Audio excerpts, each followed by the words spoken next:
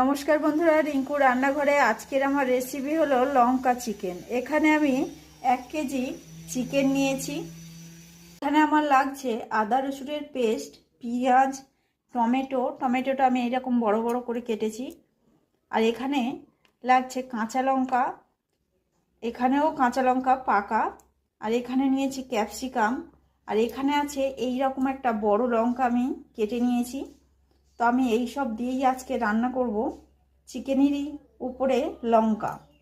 তো chilli chicken তো আপনারা খেয়েছেন। চিলি চিকেন যেমন মিষ্টি হয়, এটা মিষ্টি হবে না, ঝালই হবে।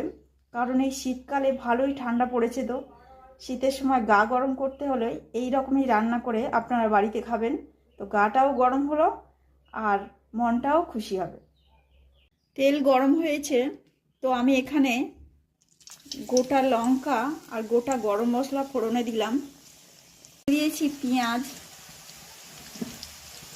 টমেটো, ক্যাপসিকাম, বড় লঙ্কা, আদা রসুনের পেস্ট সব কিছুই আমি দিয়ে দিয়েছি। এখন আমি মশলাটা তৈরি করে নেব।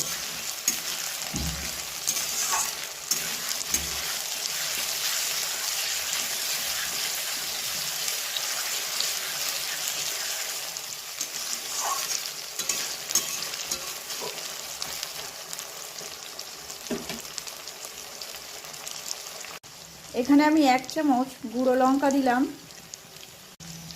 হলুদ গুঁড়ো আমি 1.5 চামচ দেব। আর ধনের গুঁড়ো 1 চামচ, লবণ।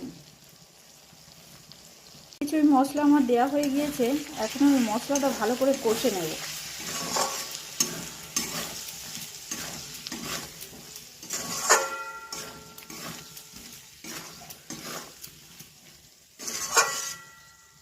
আমার কষা হয়ে গিয়েছে, দিয়ে দেব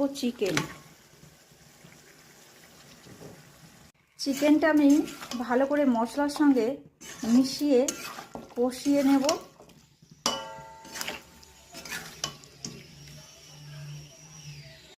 চিকেনটা কষতে কষতে এরকম তেল ছেড়েছে, তারপরে দিয়ে দেবেন কাঁচা লঙ্কা।